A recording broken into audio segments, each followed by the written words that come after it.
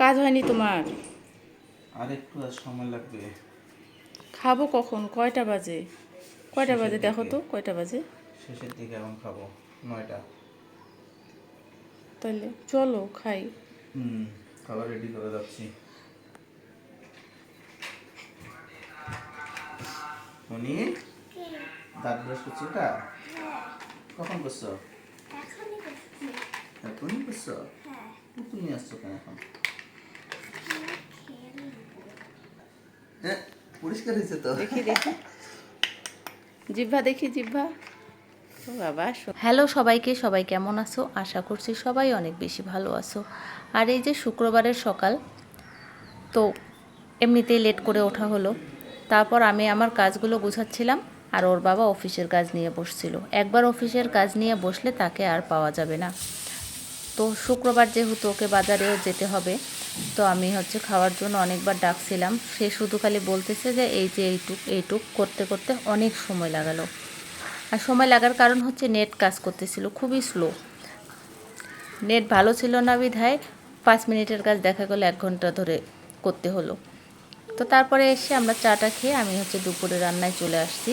আর এদিকে ছোট ভাই ফোন করছিল, মামাতো ভাই নতুন নতুন বিয়ে করছে, বউ নিয়ে সে গাজীপুরে থাকে।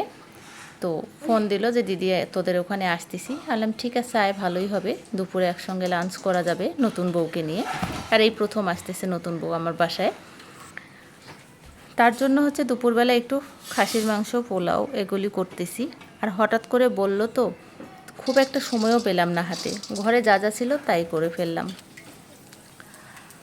তো এই যে এখন একটু বাদাম আর পেঁয়াজ বেরেস্তাটা করে নিচ্ছি পোলাওয়ের ডেকোরেশনের জন্য। আর মাঝে মধ্যে কেউ এরকম বাসায় আসলে ভালোই লাগে। আর বিশেষ করে আমার থেকে আমার মেয়ে অনেক বেশি খুশি হয়, ছোটোজন। ও তো মামা আসবে শুনে অনেক বেশি খুশি।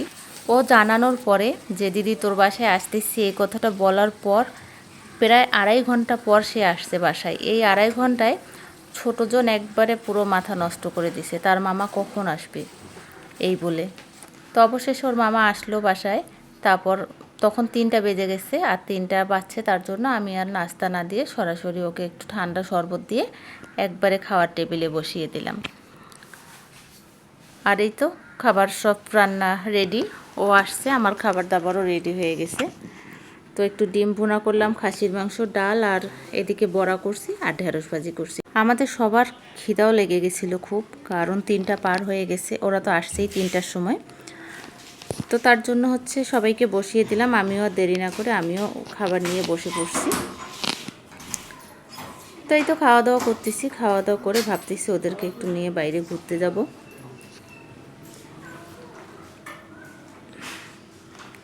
খাওয়া দাওয়া করে একটু রেস্ট করে আবার একটু চা খেলাম। চা খাওয়ার পরে আমার বাসার পাশে তো অনেক মন্দির, মন্দিরে এই দিক সবাই মিলে ঘুরতে আসলাম।